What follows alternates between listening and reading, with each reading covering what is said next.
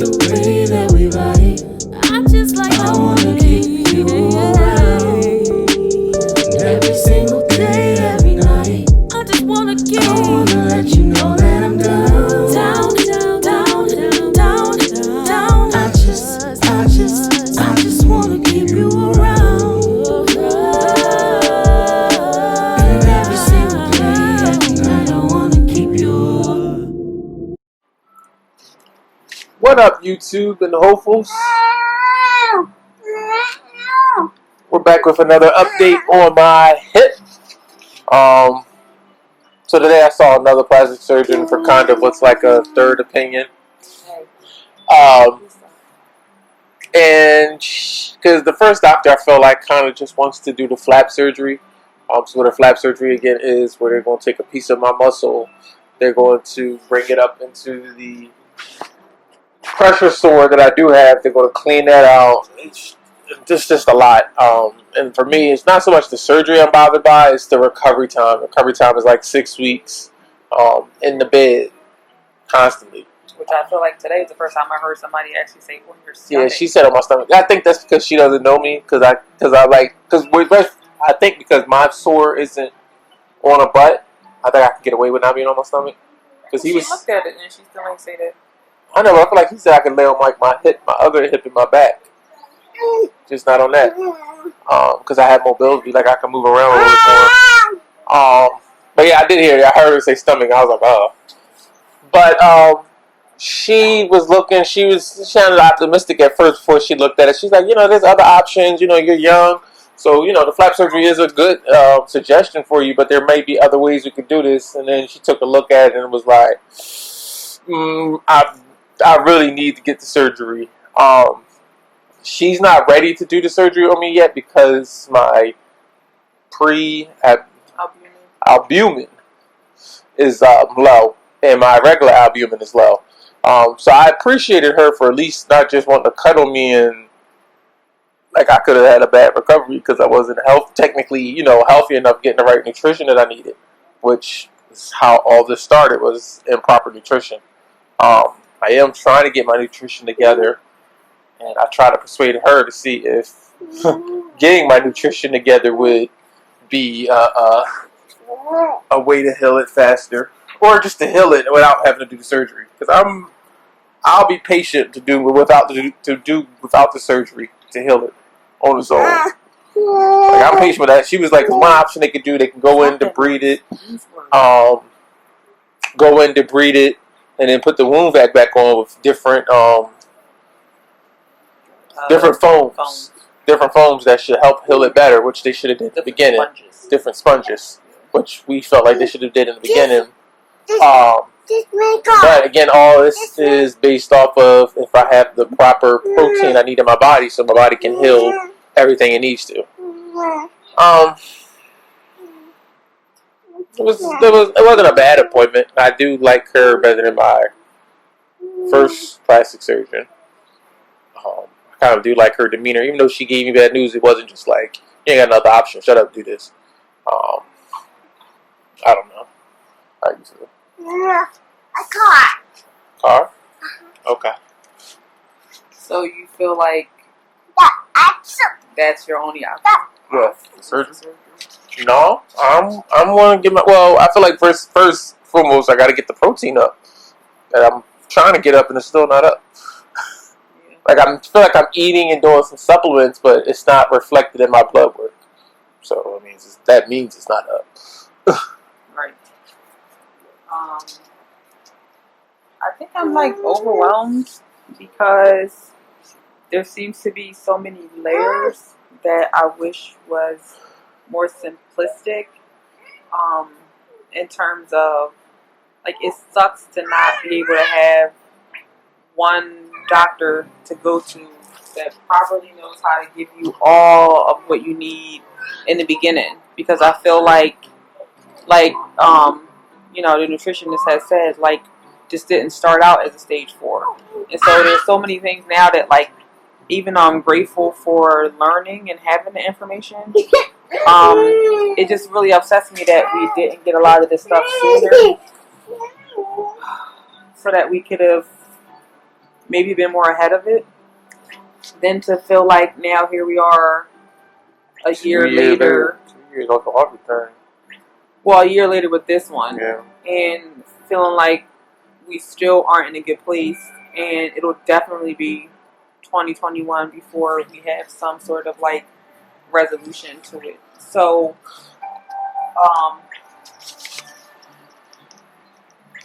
I want to be hopeful that this is doable without the surgery, but I'm also nervous that we're just prolonging the inevitable.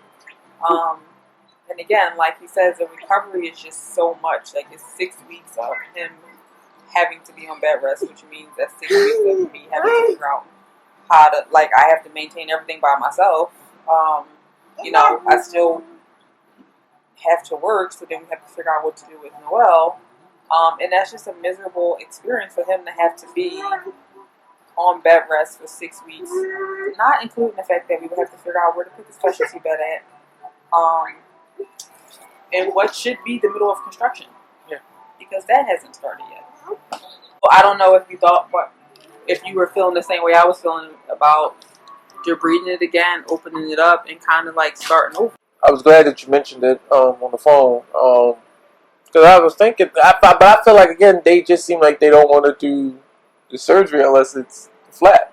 Like if it's they don't want to waste their time. They don't want to. Yeah, they want to get paid for the surgery. Yeah, and I take the time to schedule it. So yeah, I was glad you said so because I thought about it. I'm like, yeah, I'd rather just I do a debridement. Like that's 2 days in the hospital. Like I mean, COVID is not good, but that's 2 days in the hospital, and I'd rather try again with the wound vac and all like that. And I'm more patient to try any other way than surgery. I feel like that surgery is the surgery can be life changing, good or bad. Right. Right, and I get that she was very, nice in how she said it to be like, well, you could get the surgery and then in 2 months, like this will all be over. It'll all be behind you. But there's a possibility that you can tear it because you're so active. Like I just don't know I don't even know what other like long-term effects or things that we would have to consider if you do have it, because it, like, how does it change your life negatively after it's already happened? So that's something that we will have to research. But also, like, so part of why I'm frustrated is because all of the layers that it takes, and when I say layers, it's starting off with what started out to be like, okay, trying to heal one hip, we ended up getting a pressure sore in another hip, and it's not just one person saying this is the best way to heal the wound, and so these are all the things that you need to have, like your labs checked. These are the nutritional components that need to be like taken into consideration, like. So yeah, it's just hard to not have like one person, one doctor, like even when you got discharged, to not have all of those things like addressed in your discharge planning, like to know that these are the things that we should be checking for, and that's the thing, like you were with the same surgeon during your last admission when they debrided it and found out that it was the ICO and that you needed the antibiotics and put the wound back on. I just don't like that there's such a disconnect when there are so many resources available to patients in the hospital, to patients outside of the hospital. And like, I'm a medical professional and I still feel like there's just so much that we don't know. And that, like, it's just so heartbreaking to me that a year later we're still putting the pieces of the puzzle together and asking questions that if we would have asked these questions months and months and months ago, where would we have been? Like, this didn't start as a stage 4. We possibly could have prevented it from getting to a stage 4 had we known way more than what we know now. So I think, like I said, I think again they say eat more protein, but they don't tell you. Like I never knew what protein was for my life before. Like I didn't know. I just was like, oh, yeah, I eat protein. I eat steak every couple of weeks. Like I never knew how much I needed, and now having a number and a figure on that, and then seeing what that actually is in real life, I'm still not even hitting what I need to be hitting. Yeah. Like, but then also learning like a healthier way to do it. Yeah, because I don't want to be taking, like with protein is not too bad, but there's other like things you gotta do. You got to take pills and stuff. Like it's hard. Yeah, it ain't easy, and it's expensive. Yeah, it adds up. I mean, but it would be cheaper than. Yeah, no, it's cheaper than being crazy and just laying there and then stress eating, laying there. Right. Getting fat. It's a whole nother issue. Yeah. Not moving for 6 weeks. So who did she tell you to go to about your cushion? Bryn Mawr Rehab, so I can get pressure mapping. I've heard of that a long time ago. I never did it. And of course, the egotistical part of me is like, I don't need that, but I'm still going to do it. But it's like, for me, I feel like the sores didn't come. It wasn't a sitting sore. But I mean, it'll be good to know, but it'll suck if I have to have my chair changed around.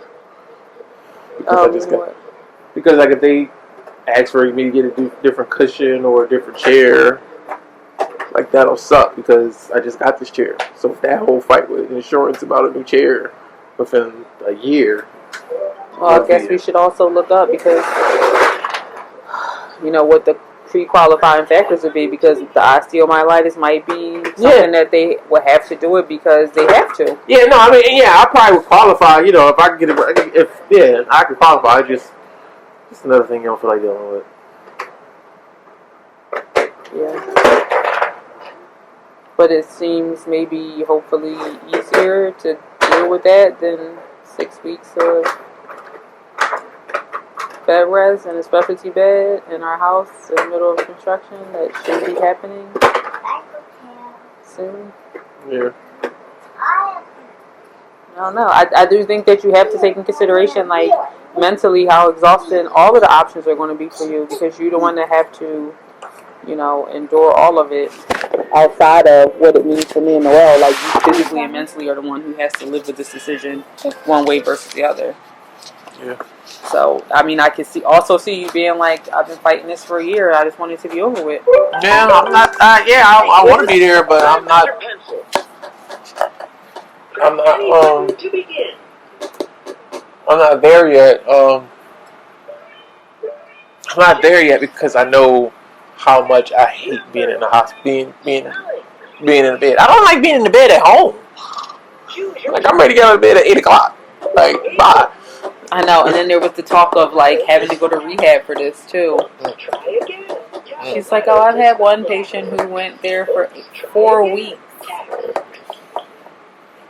Could you imagine me having to? I mean, now I could if I had to, but like parenting alone and trying to figure out childcare and working for 4 entire weeks without my husband.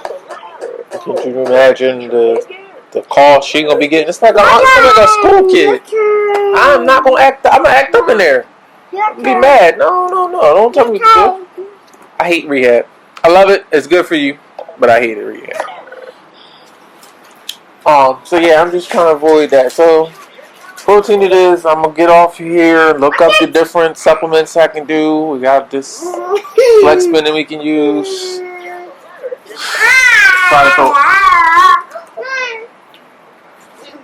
Try to throw everything we can at it. Yeah. Try to throw everything I can at it. So, look up the Juven, collagen. I wonder if the Juven answers all those questions, though. And I wish somebody would have told us to, like, stay on it. To know what to look for anyway. Yeah.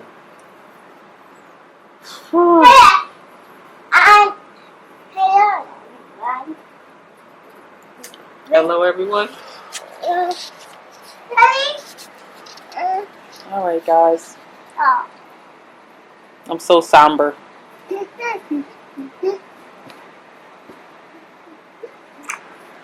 We hope that this was informative. We hope that you shared. Like it. So. Comment. Tell us what you guys think. Ask questions.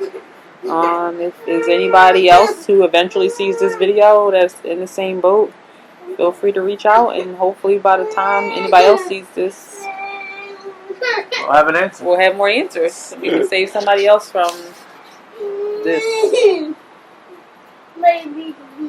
Till next time. Peace.